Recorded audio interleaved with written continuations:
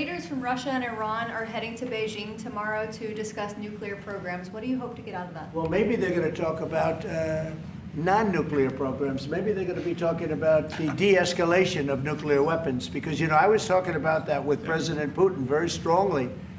And we could have done something had that election not been rigged.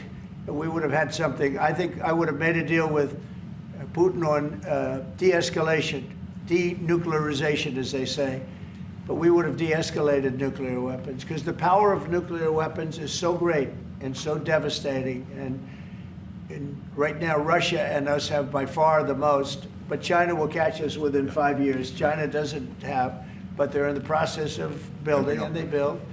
And within 4 or 5 years, they'll probably have the same. And by the way, this is a Republican tradition. Ronald Reagan, when he negotiated with Gorbachev in the 1980s about bringing down the number of nuclear weapons, it's what you have been doing your first term, and it is important. It would be a great achievement if we could bring down the number. We have so many weapons, and the power is so great. And number one, you don't need them to that extent. And then we'd have to get others, because as you know, in a smaller way, Kim Jong-un has a lot of nuclear weapons, by the way, a lot. And others do also. You have India, you have Pakistan, you have others that have them.